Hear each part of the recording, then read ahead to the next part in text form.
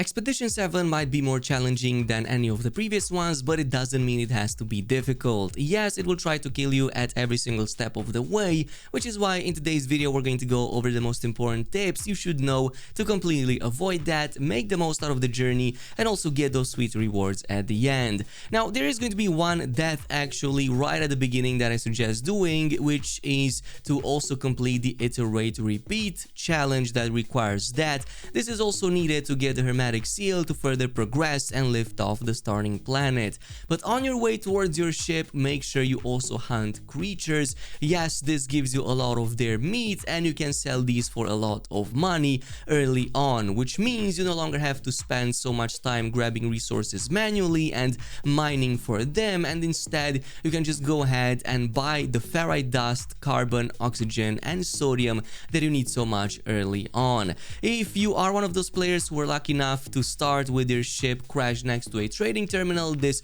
is the perfect scenario. For everybody else, you can simply go at the nearby space station and just sell them over there.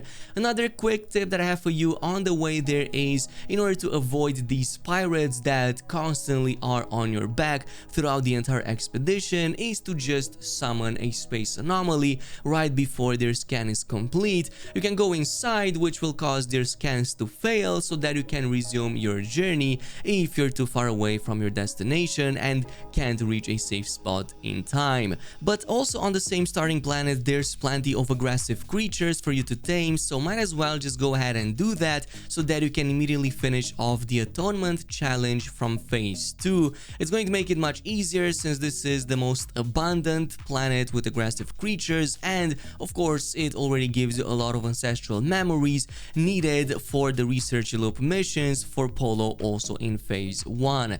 And speaking of loop research, completing these is important as there are two challenges related to them in the expedition. One in phase 1 called Bounce Testing and another one in phase 5 called Partners in Time, where you have to complete 5 of them for Polo to progress any further. This also helps progress the community research bar as more players complete it, which counts towards these optional milestones in each of the tracks that you've likely already noticed. So these are more complex ones, but are totally worth it since they will eventually increase and bring us higher rank memory fragments for better rewards as we progress in the expedition. So to get the Liquid Sun, you need to craft a solar ray that you get the blueprint for very early, but you need some cobalt. And again, the first planet is filled with caves, so you can go ahead and just farm a lot of this cobalt right there inside of those caves.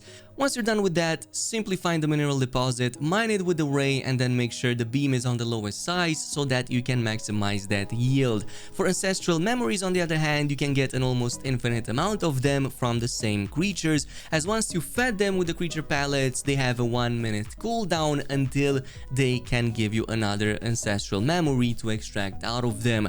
But if you find a big pack of say 5 to 10 of these creatures, by the time you have farmed the last creature, the previous ones should have already reset so that you can go ahead and collect a ton of these. I heavily recommend going in and taking at least 500 of these so that you can complete this mission multiple times and make it easier in phase 5, but obviously it's just a suggestion.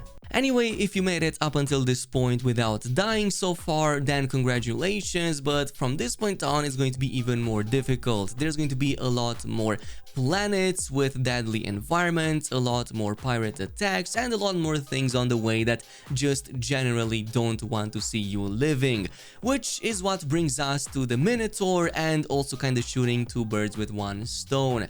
So in phase 2 there is the Anchor challenge that if you complete will give you the Minotaur Geobay right away, but you do need to establish a base on an infested world. Luckily enough, there is one right on track. Basically, Anchor point number 2 is an infested world, so you can go ahead, build a base over there and pretty much complete the Anchor challenge. By the way, I fully recommend to place down 15 of the cheapest base parts that you have, like for example these ones that only cost about 5 carbon, which is also going to still complete that challenge and give you the Minotaur as a reward. Now from this this point on, once you get the Minotaur, it's going to be your main way of transportation, especially on planets, since, yeah, most of the environments are inhospitable, and it also protects you from environmental hazards. It's mostly going to be useful when collecting the Storm Crystal challenges in Phase 3, so you do need to get 5 of these. There's going to be a lot of planets with severe storms, so once you encounter them, just pop off the Geobay, get the Minotaur, and collect these crystals. At the same time, it also works for the Whispering Eggs in Phase 3. You do need to collect 10 of these, and it's easiest to just get again the Minotaur and get them like that.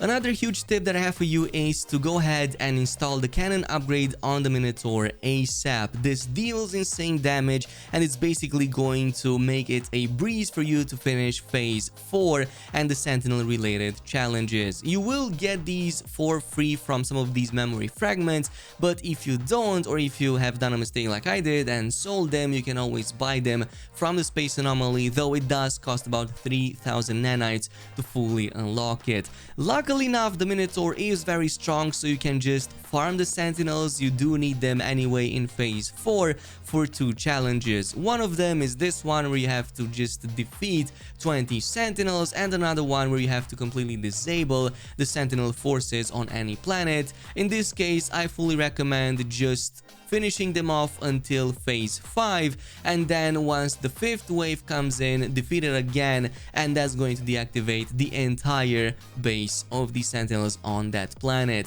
In the process, you will also get a lot of this salvage glass that you can go ahead and just unlock, and you can sell the resulting materials for a lot of these nanites that you can then funnel either in your character or any of the other upgrade components. Oh, and by the way, since we're still on the subject of the Minotaur, every time you place it on a new planet, I recommend to just summon it and then immediately scrap its Geobay so that you can get the resources back and then just use it on other planets once you reach those spots, so you don't have to like refarm the same materials again to build a different Geobay.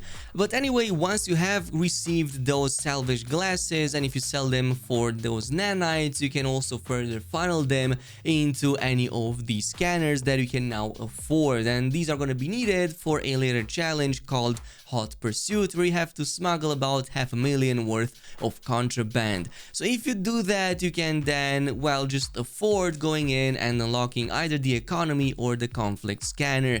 If you just defeated the Sentinel waves, you should be able to, well, just build that conflict scanner, since you will have the Walker Brain. But if you don't, you can just create the economy one by using the items you find at the space station market terminal. So just go ahead, do that, and once you've done so, head over in the main map and look for nearby systems that have a skull next to either the economy or the conflict level. In my case, the skull has to be right next to the economy instead of the dots, so in this case, head over there and you're going to notice an outlaw station. Instead of it, you're going to find one of these contraband NPCs that you can go ahead and purchase these contraband items from, and then just bring it to any normal system, sell them for a profit, and you're likely going to immediately finish the smuggle challenge. Oh, and no, if you were wondering, you cannot use the terminal on the outlaw station to immediately teleport to a previous one, since you won't have the credentials. You do have to manually use the hyperdrive and do it that way. On a final note, the one thing that remains is going to be the Derelict Fader. You are obligated to go here. It's basically going to give you an item that you need to finish the expedition, but